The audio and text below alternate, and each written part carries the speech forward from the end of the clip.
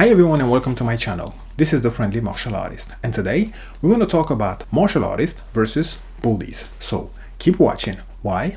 Because sharing is caring.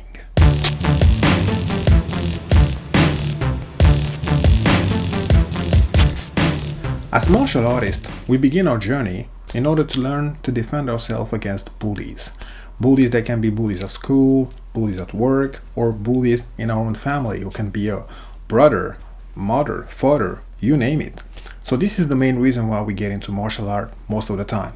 Who are the bullies? What makes them behave the way they behave? What is their background?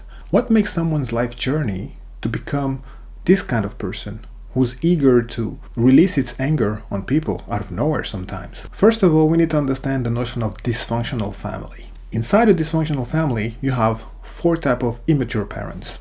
The first one is the emotional parent. The second one, the passive one. The third one, the driven one. And the last one, the rejecting parent. What is the characteristic of these four types of immature parents? The first one is a moody one. It's someone who in one moment can be a very cool person, very relaxed person, and just a couple of minutes after, completely rude, completely aggressive. The mood of this person is just like the weather. It's not stable. The passive parent instead is a parent who's not in touch with its own emotions. So what does that mean? It means that when the child is going to the parent because it's not feeling well inside, maybe because the child doesn't know how to create bonds with people at school and things like that, anything that has to do with emotion for a passive parent is a complete blackout area because they're not in touch with their own emotions. So how can they understand the emotions of their own children? The driven parent instead is usually the perfectionist one. So this is a parent that usually requires for the children to always be the number one, to always be the best, to always have the best salary. This kind of parent is literally stopping his children to express their own identity.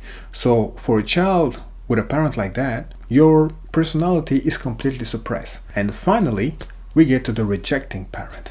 This is the one that creates the bully. Why? Because it's the worst of all. This is the parent that literally tells to his children, I don't like you. You were a mistake. You were never wanted. It's the parent who don't mind in beating his children. This is where the bully is coming from. So you need to understand that when you come up from this kind of family, you have a lot of anger that you need to express, that they weren't able to express with their own parents. So what do? They find someone who's weak, someone who's not capable of asserting himself, and they use him as a prey to release all this anger. For us as martial artists, it's very important to know these things because when we train in the dojo, we train with a mindset of people who used to train in a period of war where you knew your enemy and you know that with your enemy the only confrontation was the physical and that's it. Nowadays, it has nothing to do with it. Most of our enemies are psychological enemies and we need to know who they are. Where they're coming from. Do we always need to engage physically? These are the kind of things that we need to understand as martial artists today. So this is what I had to say about martial artists versus bullies. I hope you've enjoyed this video. If you did like it, leave a thumbs up, press the subscribe button, click the bell, and I hope I'll see you on the next one. Thanks for watching.